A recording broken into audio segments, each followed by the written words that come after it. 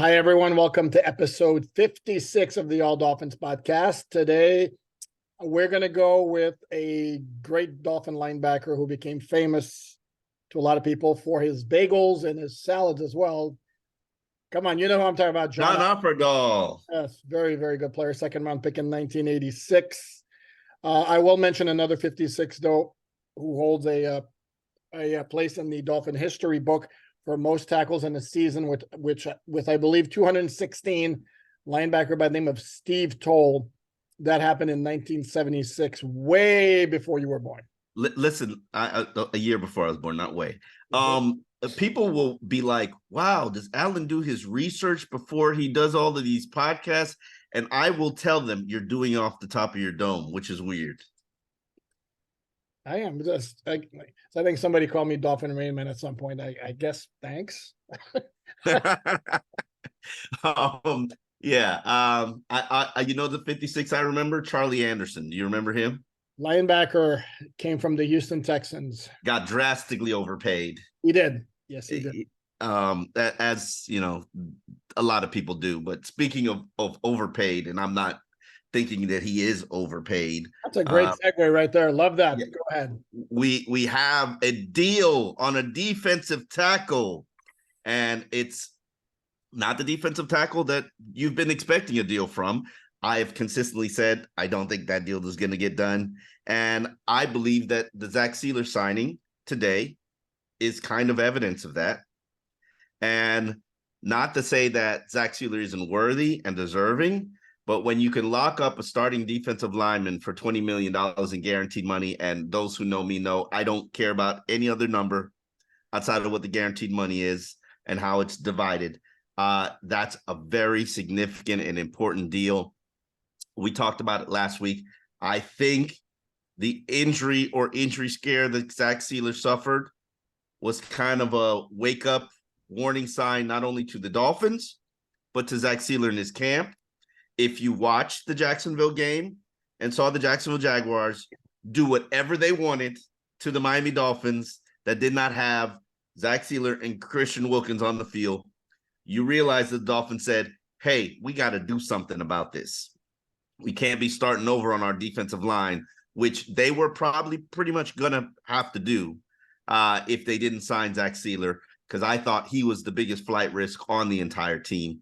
For $10 million a season, Zack Seeler is a steal. Congratulations to Zach and Drew for getting that deal done. Wisest move of the offseason.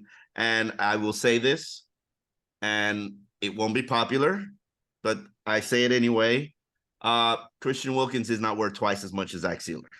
So that's why you get the Zack Seeler contract done. Oh, I don't disagree with you. Yeah, and I would make the argument that if of all the Dolphin players who were looking for a new contract, Zack Seeler had the most legitimate gripe of I am underpaid.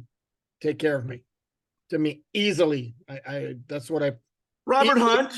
We can argue Robert Hunt. It's funny though, because you keep dumping on Robert Hunt every chance you get, and now you're using. I don't dump on Robert Hunt. I think he's not a scheme fit, but I do believe that he's one of the most drastically underpaid players. Keep in mind, Robert Hunt plays twice as many snaps as Zack Seeler. Robert Hunt's a 1,000-snap player. He's also on his rookie contract. Zack Seeler was not on his rookie contract. Yeah, and Zack Seeler got an extension.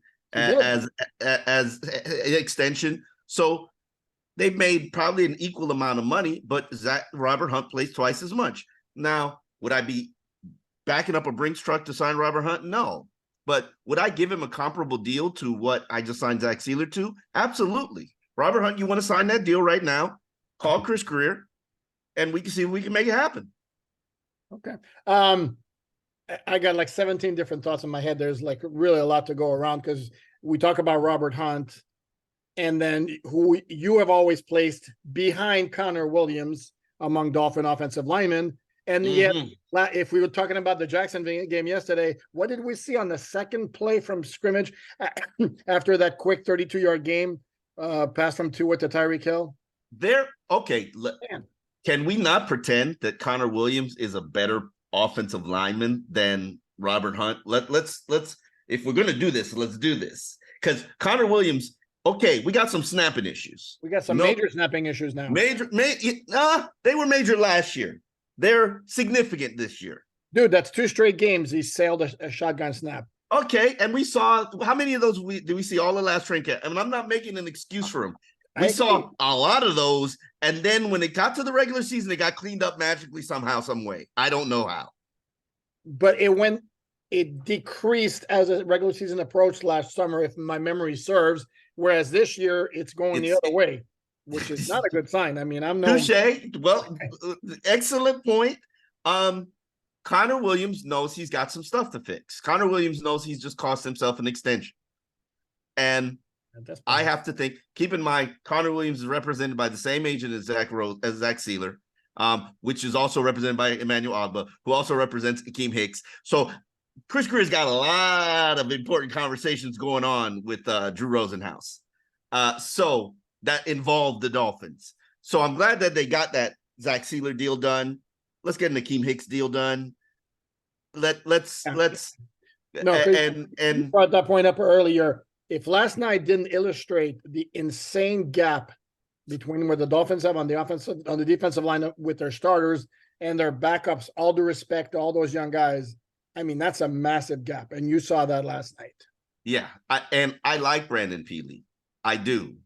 But he's not ready to be on a 53. And I think that game showed you that. Raekwon Davis struggled as well. Do we want to talk about you being a 30-snap player and a guy who can collapse a pocket? Like, either Jacksonville's got one of the best offensive lines in the NFL, or you guys just aren't ready, or that there are depth issues on this defensive line.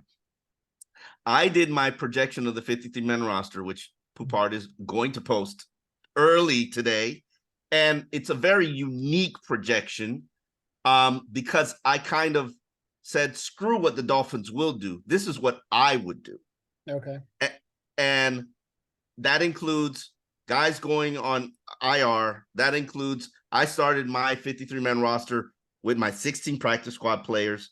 Here's the guys I want to develop for the future. Those are guys that are over there. And now I want to build my 53-man roster. And there are holes on it.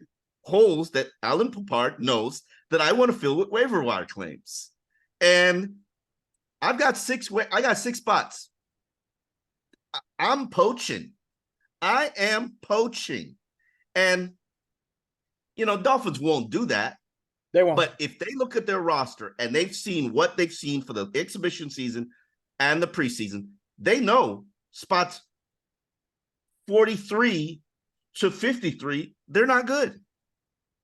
And it will cost you games in December. I keep singing this I'm saying it from the mountaintops, because when December gets here and you lost Elijah Campbell in this game, that was huge, massive. I don't know if it's season ending. It certainly didn't look good. It didn't look good. That was huge, because now you just watered down your safety spot and you lost your top 3 special teams performer. Your unit that's already bad just lost a very key player. Is this a part where I go, whoa, Omar, my man, it's all good, Omar? Is it? I like Elijah Campbell as much as the next guy, but again, to borrow your phrase, let's not pretend like he's one of the top 15 key players on this team. And I know you keep pounding special teams. I get it. That's fine. I'm going to make the same argument that I made to you. Special teams is like 15 to 20 plays a game. Offense, defense is 65, 75 plays a game. Okay. And it's when it's costing you three games and 70 yards a game, I don't want to hear anything. Okay. And let's look back at last year and the games the Dolphins lost. And I'm trying to think if they lost any games strictly because of special teams. And I don't know. I think they certainly weren't helping you.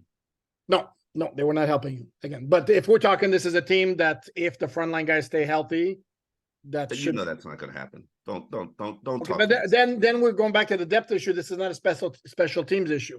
I'm just saying I like Elijah Campbell, and I knew you were going to be like, panicking. Panicking. I mean, everything is a catastrophe. Okay. Go ahead. I'm not saying everything is a catastrophe. Okay. Now, let me ask you a question. you're having Javon up in the box doing all that exotic stuff that he's doing. I don't think he's going to be in the box nearly as much as you think he is, number one, but go ahead. Oh, I do. You saw it against Jacksonville too. He did it. Go ahead. Okay, so now he's up in the box doing all that he's supposed to be doing, jumping in gaps and trying to get interceptions and trying to get himself a $60 million contract. Okay, now who's playing the back end? Who's back there? Who's back there playing center field? Tell me, name that person. That's the question. I want a name, because now you just said Elijah Campbell's not that important. Oh, okay. Give me a name. Are you Are you assuming he was a slam dunk starter? Because no, I'm assuming that in those packages, in a nickel package, he was a key role player, and Deshaun Elliott comes off the field. Now I want to know that player. Oh, did we see? You're just assuming that's what they were going to do. It could be Deshaun Elliott, who stays on the field in nickel. So he's going to be playing center field for me, right? Or he's closer to the box and Javon Holland plays center field. I don't want him closer to the box. Or it could be, well, no, Deshaun Elliott's calling card is physicality. You want him closer to the box. Yeah, well, I want the guy with the instincts to get me the interception and okay. You're going to get more interceptions playing center field than you will close to the box, no? I don't like the situation. And I'm aware of that. When you look at my projected depth chart, I barely kept 3 safeties on my 53. I really just put Verone McKinley on there because I had an extra roster spot, and he belongs on the practice squad. So if that's how Hill said he was one of the contenders for the starting job, so he did. Did you see contender in his play? Not really. Okay. But I don't know that they have anybody. I think it's Deshaun Exactly. job. I think it's pretty clearly Deshaun is going to start at safety. I don't really think they haven't named it, but when they they release the depth chart a week from Monday, Labor Day. He's going to start at safety, but if you spent all of training camp saying you're not happy with where you are at safety, but he's starting at safety, what does that say? Well, but how much of that is coaches yapping, or as opposed to like none of it? None of it. Yeah, I'm not buying that. I think they're very unhappy with what they've seen at safety, and they've said it from the very beginning. They have. He has said it from the very beginning, from OTAs on. Who's that? Vic Fangio? Yes. You don't think for a second it's possible that Vic Fangio uses the media to get messages to his players? Really? I just think he's a blunt, candid, honest person like myself. Sure. Was Jimmy Johnson blunt, honest, candid like yourself? Yes, but he was also a psychology major and a master manipulator of the media. Do you think Vic Fangio is manipulating the media? No. He's just blunt. I don't know. Yeah, well, I know that, but I don't know him well enough to know if that's part of his MO. But I certainly wouldn't pass it for a guy who's been around as long as he has to send messages through the media. So, and I just don't think that safety position next to Javon Holland is a dumpster fire you seem to think it is. Is it great? I will tell you one thing that bothered me more than the safety position last night against Jacksonville. Dolphins, by the way, we haven't even talked about the final score. For those who didn't watch or don't know, Dolphins lost 31-18. Game was stopped with 8:32 left in the fourth quarter after rookie wide receiver David Davis, very unfortunately, was carted off the field after being placed on the backboard.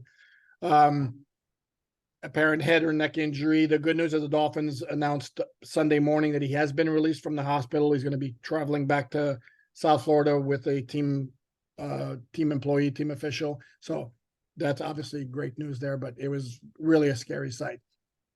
What among the things that bothered me last night, that first team offensive line did not look good. They look good on Savon Ahmed's run, but continue. Okay, that's one play. Okay, yeah. No, but overall, I wasn't necessarily floored by what I saw. I also find it interesting. Liam Eichenberg was not among the players the Dolphins listed at 5:30 among those not expected to play. He didn't play. I have to believe either he was nursing something very minor. They thought he could play, tried to give it a go in warmups, and then it didn't happen. I don't think there's anything more nefarious involved there.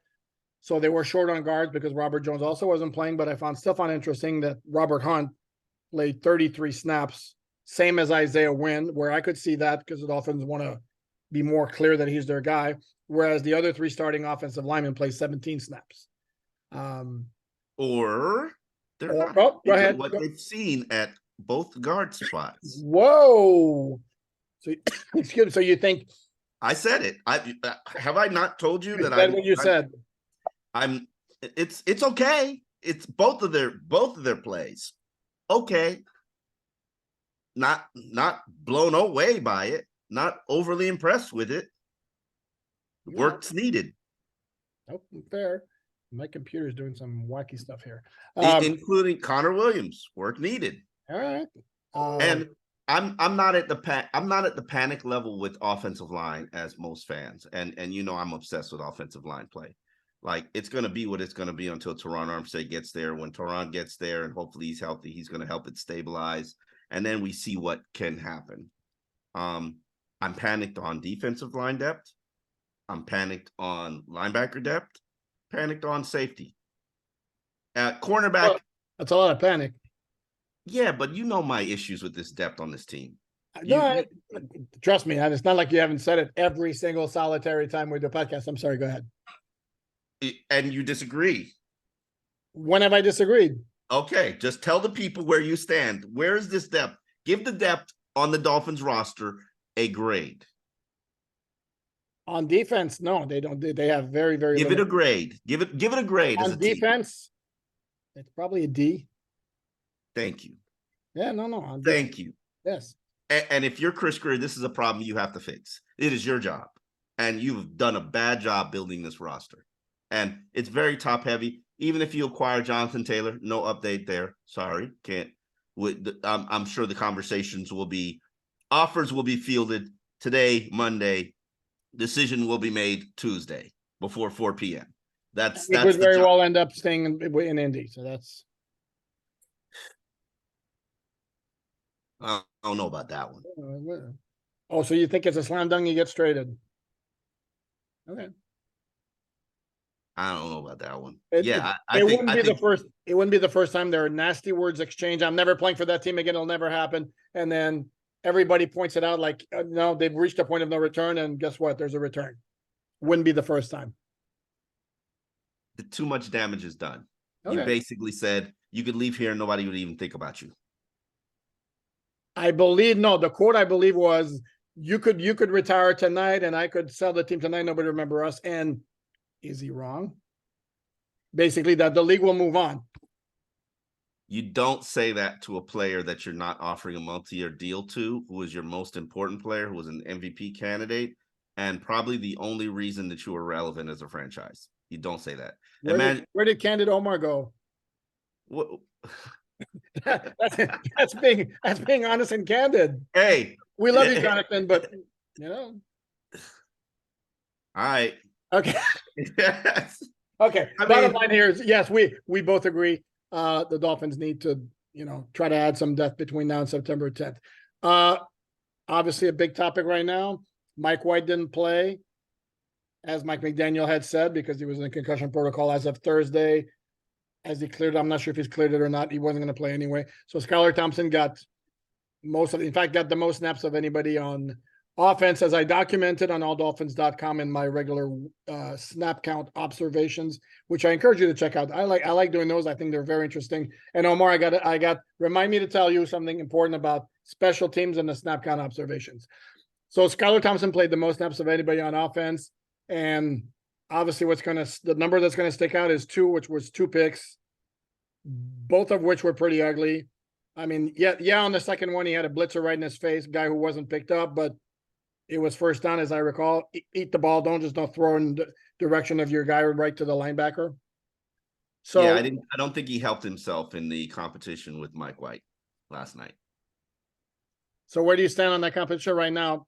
After now we've seen the entire preseason and all the training camp practices. My backup, you're gonna love this. My backup for week 1 is going to be the quarterback who has the better mastery and understanding of the offense. Who is that? It would be Skylar Thompson. Okay. I mean, that's where I stand. The competition's relatively even. Now, I also, as I project in my 53-man roster projections, I'm leaving a practice squad spot open for a quarterback, whether it's a Will Grier or whoever who wants to be on my practice squad, who wants to spend the time and season to learn this complicated offense, I'm going to do that because I would like to see Skyler and Mike White continue to work with the offense and not just one guy go be the practice squad quarterback. Don't pay attention to what's happening during the week. So that's where I am. Okay. I would predict Will Greer is going to wind up as somebody's third quarterback on the 53. I don't disagree with you. I'm just giving you a name. Okay. No. Give me a Joshua Dobbs type, even though I've been a big Joshua Dobbs fan. He keeps getting traded and keeps finding work. Like, I want some team to fall in love with him and actually invest in him. It's not going to be the Dolphins, but I want somebody that you really liked in the draft the last 3 years, who's hit by a regime change, collateral loss. He becomes available, and you seize on the opportunity. And as I said, I got 6 spots. 6 spots. Okay. Important question for you, and though. You just ignore me on my waiver wire claims. Yes, totally. I'm sorry, what'd you say? Important question for you. Other than just the amount of time they've been with the team, what exactly tells you definitively that Skylar Thompson has a better mastery of the offense than Mike White? He's been here for a year. Listening to Mike White. No, I just said aside from the amount of time he's been here, is there anything you've seen that tells you he has a better mastery of the offense? Seen? Yes. No. Okay. But I will, and I want you to be honest. Uh-oh. Performance-wise, aren't they even? If we include practice, all the practices we saw, it's very close. I think Mike White's been more consistent in practice. Okay, I'll give you that. Skyler's highs and lows. Correct. That's the thing. I think Mike White is way more even. It's stabilized. When Skyler's good, Skyler's really, really good, but it can go south also. And whereas I think Mike White, although he did not look good. Mike White doesn't give you really, really good. Let's see him in a game with the ones. Again, I'm going to go back to the same thing. let me see Skyler in the game with the ones. Oh, I forgot I saw them in the playoffs. Yeah, thank you. Yes, you did. So I'm going to maintain my prediction that when that depth chart comes out, or the second something happens. It's going to be an or. It's going to be an or. I don't know. I'm not sure. But anyway, I think Mike White's the first one who gets the call. So I say what I don't think it matters until we actually get to a game and something happens to Tua and one of them has to go in. Obviously. Yeah. Okay, at running back, again, my guy Chris Brooks. I mean, I was ready to blow him off and all that. And then last night he looked good again. There's a physicality about there's a physicality about him with the way he runs, where he just doesn't go down on the first contact. I mean, he's always leading forward. Practice squad. Damn, I like that kid. Yes, you do. And you rightfully so. 2 touchdowns, practice squad. He's on my pile of guys I want to develop. Could they become player number 43, 45, 47? Yes. But over there. Yeah, maybe. No, I have a tough time putting him on my 53, but with Savon's injury, the latest injury, like, people keep in mind how many guys you lose every preseason game. It's going to happen during the season too. Like, this is part of the NFL. It's like how often do you walk out of a Sunday game? Oh, wow, we came out of here really completely healthy. Never. Yeah, but I think the difference between you and I here with Chris Brooks is you're Mr. I don't care any of the waiver guys get picked up by other teams. Let him go. Bye. I would not like to see Chris Brooks waived and claimed by another team. Claimed by the Patriots. It would hurt my heart. Okay. My heart hurts for Mitchell Agude. Like, by the way, do you know how many snaps Mitchell Agude played yesterday on defense? No, please tell me. Uno? Yeah, not good. I'm hiding it. Last preseason. Yeah, that's okay. The point I wanted to make about special teams and snap counts. I'm sure you've heard this before, and if you don't, I'm sure you'll agree. And this is on my oldoffice.com snap count observations. Pay attention to the guys who play a lot of special team snaps in the preseason finale. It's a very often an indicator of the guys who are making the roster for special teams. I wrote them down. I watched when I did my film study, I watched mostly special teams, and I was writing down every single number. You know whose special teams role interested me? Who that? Cameron Good. Yes. He played a lot of snaps on special teams, but very few on defense. So it looked like a special teams tryout. He's probably gonna make the practice squad. That's what that says to me. And then maybe get the call up to the game for special teams. That's what it says to me. But I was very intrigued by that role. Mm-hmm. What do you make of Elijah Higgins getting 4 snaps on offense and Julian Hill getting 39? To me, it smells like either they like Julian Hill more or they wanted to gather more information in the last preseason game before they make a decision. I don't think it's a clear-cut decision whatsoever that Elijah Higgins, because he's a 6th-round pick, rookie 6th-round pick, he's going to get the nod over the rookie free agent Julian Hill. I don't want to give away too much of my 53-man roster projection. Please go look at it. This is the first time in 15 years I've ever done it this way. I basically just said, screw what Chris Greer is gonna do. This is what I would do because I think I'm pretty good at this. Whoa. And hey, damn. I'm not putting Elijah or Julian Hill on my 53. I am actually putting them on my practice squad. And Tanner Connor is temporarily on my 53. Really? But headed to my practice squad when I get them waiver wire claims. And we love waiver wire claims. By the way, this is the part. I can't believe you're not throwing it in my face about waiver wire claims when we talked about Zack Seeler. Cannot believe you missed that opportunity. Man, Zack Seeler was a waiver wire claim. And I'm going to do a big waiver wire story on alldolphins.com tomorrow. Perfect timing for it right now. Correct. Well, and also ahead of the roster cuts, I was planning on doing it anyway. And you will see that Zack Seeler is an outlier, that the Dolphins accomplished something really, really rare. And this is the part where I know somebody's going to throw a couple of other names at me. Yes, I get it. It happens. The percentage is microscopic. Eric Walden. And then we waived them also. He goes back. I did my research starting in 2010. So I apologize. Yeah, I know. Yeah. So no, there are a handful out of, I think my numbers are going to be like 5 out of 63 or something like that. Who have become panned out, real players. no, but nobody to the extent of Zack Seeler. That was like, and I don't know. I remember talking to a Fan Nation colleague in Baltimore as to why they waived Zack Seeler. I recall him saying something. He just got caught in numbers.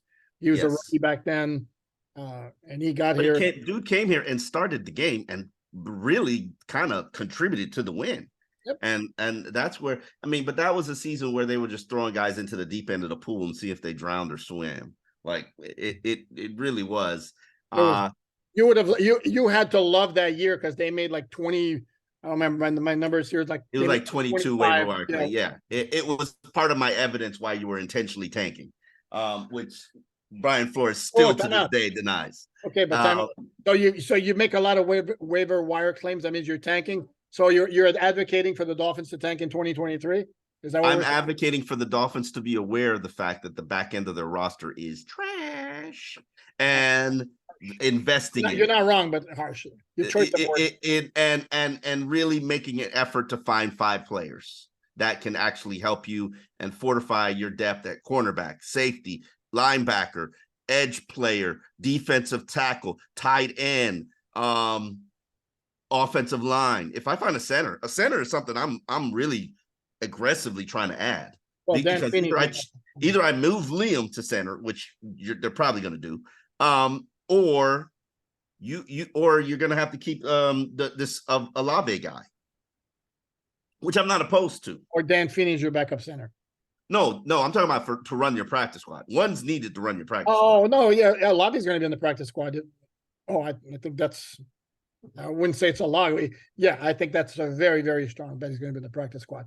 Unless To I me, can find a better player for my practice squad. there's no position where the lack of depth is as egregious as the interior of the defensive line, and it boggles my mind because there are a lot of names out there. Off the top of my head right now, the only one that jumps out to me is Akeem Hicks, who by the way, Michael Brockers. and Akeem Hicks has a prior relationship with Vic Fangio and had his best years with Vic Fangio. Yeah, but he's like 34 and he's not interested. He's probably not even interested in good shape. I'm just guessing. I don't know for certain. But to me, I would hope the Dolphins have given him a call at the very least. And if he's not interested, then that's on him. But if they have not explored adding some veteran guys on the defensive line. Yeah. But here's the thing. What are you putting the value at? Because I'm pretty sure Akeem Hicks isn't coming here for less than $4 million. And I'm not necessarily. Give him $4 million. Huh? Give him $4 million. If you don't see the value, I mean, again, because we can't keep dumping on their lack of depth and then work on the cheap and try to get like minimum contract guys. Doesn't work. I'm going to try to find a waiver wire claim first, get Deshaun Hand healthy first, and then we can revisit the Akeem Hicks situation. Okay, this is where I make my usual statement. Okay. Stop me if you've heard this before. Again, if a team releases a guy and you going to claim him off waivers, understand there's a reason his previous team released him in the first place. If he was that good, that valuable, they would have kept him. Okay, let's look at some of the guys that the Dolphins plan to release. Go ahead. Like Robbie Chosen will probably be released. River Craycraft will probably be released. Okay, hold on one quick second. My very strong inclination is to believe that they're going to have a wink-wink agreement with Robbie Chosen. We're going to terminate your contract and re-sign you. So, first of all, he cannot be claimed off waivers. Exactly. But my point is there are guys that are going to be in these situations. Lester Cotton might be released. Doesn't mean he doesn't belong in the NFL. Somebody's going to claim him. So why not me? An upgrade with a guy like Lester Cotton? No offense to Lester, who I liked a lot a couple of weeks ago.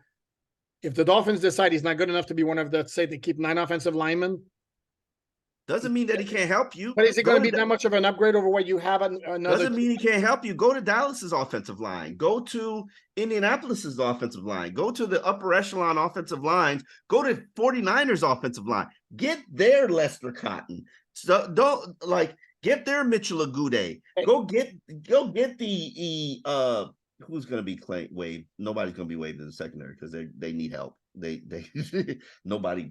Yeah. Did you see that Cam Smith play? Yeah, it's a good thing you bring it up. By the way, yeah, as I tweeted, and I'm sure you tweeted, as everybody tweeted, that's what Vic Fangio is talking about when he says, I need to be able to trust him. Because that's a rookie getting schooled on a double move. And then it reminded me a lot of Noah Igbenogany, his first couple games, where they just don't know. Do not peek in the backfield of it against an NFL quarterback. Don't do it. And then for good measure, it happened on the other side of the field to Ethan Bonner. Got bit on a double move, except in his case, I mean, he was catching up to the dude. I don't know if you caught that. I mean, great closing. The only problem, then he didn't turn around quickly enough, couldn't make a play on the ball. But it's another case of a rookie biting on a double move, and can't have that. Eli Apple, by the way, Dolphins started with 5 DBs last night, and as we suspected, it was Eli Apple on the outside, opposite Xavier Howard with Kader Kohu in the slot. It's going to be Eli Apple starting. And it was Isaiah Wynn starting at left guard. So I think that battle. And then at safety, it was Deshaun Elliott opposite or next to Javon Holland. So those are your starters, but write them in pencil. Disagree? Well, subject to change. But barring surprises, I think the only 2 mysteries for the starting lineup against the Chargers on September 10th are left tackle, whether Teron Armstead is ready. If not, it's Kendall Lamb. And then Jalen Waddle, although I'm going to assume he'll be ready by then. But I'll feel better about it once he starts practicing. What do you do if Jalen Waddle isn't ready? Because to me, the only reason to keep Chosen, and I like Chosen, everybody knows I like Chosen. The only reason to keep Chosen is Chosen's presence, you can continue to do your offense exactly as it is because he's got the speed to beat people deep. And he will terrify opposing defenses. There's no other receiver on your roster who can do that. Oh, I agree. And he's your starter opposite Tyreek if Yeah. if it turns out the wall is not ready. And then Barrios would be your slot So guy. that guy you can't cut, or you shouldn't cut, Oh. or you should have a wink deal that, hey, we're going to cut you now, but we're going to bring you back. Oh, that's my expectation with him. My expectation, if I'd say it's 50-50, his contract will be terminated, it'll be re-signed the next day when they put Jalen Ramsey on IR. And or Devon Achane. I don't know exactly what his status is. If it looks like it's going to be a few weeks for Devon Achane in his shoulder. I got 6 guys going on IR. Robert Jones after the initial. After the initial, yep. I don't think they keep it right. I don't think they expose a player for Robert Jones, but that's just me. Go ahead. No. I'm saying Robert Jones stays on the 53 and then goes on IR. I'm saying I don't think they're exposing a player. I know you don't care about exposing anybody. Who cares? You leave. I don't believe they expose Robert Jones. So what do you think they do with Robert Jones? I think he goes straight on IR, personally. And done for the year? Or waived injured. I don't know the severity of the injury. Bro, there is nobody to be worried about. No offense, and I like Robert Jones not only as a player. I like Robert Jones as a guy. He's a really good dude and all that. You're talking about a guy who's a backup offensive lineman. Hard to find. Is he that valuable that we need to keep a roster spot for him? Before he got hurt, he could have been the starter. Didn't he start last year? He started 1 game, 2 games. No, he started 6 games, I believe. Look it up. Now you make me check. You're usually the guy for this. I know. I don't remember off the top of my head. I believe he started 6 games last year. Give me a second. Maybe when Liam. I'm sorry. Oh, no, wrong player. When Liam was. Yes, when Liam got hurt, Robert Jones started a significant amount of games. I don't know exactly the amount. Oh, now that I remember, you're right. He started for Liam. But to me, I don't see a ton of difference within their backup offensive linemen, to be honest with you. To me, it's like Armstead, Williams, Hunt, Jackson are clear guys. And then Robert Jones is better than Dan Feeney. So I'm not letting him go. And I don't care about your Mitchell Lagude or Aubrey Miller. You claim them. All right. I keep it moving. They're not making the 53 anyway. I don't know that they belong in that conversation. I think Aubrey Miller might make 53. I put him on there. Okay. Read my 53-man roster projections. Oh, no. You're talking to me. It's different. I'm telling, it's different. It's unique. It's left field. I'm tired of just saying, oh, this is what the Dolphins should do. No, screw it. This is what I do. I will read it. I will edit. I will copy edit it, and I will publish it. How about that? I'll do all 3 of those. And you know what? You got me reconsidering Robert Jones. Maybe I've been pooping him. My apologies, Robert. 53, IR the next day. Use a spot waiver wire claim. Win-win. Okay. So you said 6. Who else? Ramsey. Ramsey. We need to do it fast because we're about to run out of time. So go ahead. True. I mean, I think Elijah Campbell is definitely headed to IR, either IR now or IR later, depending on the severity of the injury. Mm-hmm. So it'll be interesting to see what the Dolphins do. 53-man rosters are due Tuesday by 4 p.m. We will be here on alldolphins.com breaking down everything, including the Zack Seeler deal, the ramifications, what's happening with Jonathan Taylor. Will Christian Wilkins get an extension? All you need is on alldolphins.com, and it's for free. You know how to find us in the podcast. Like, subscribe, tell a friend, comment. We're there. Phone a friend. Phone a friend. All right. See you later.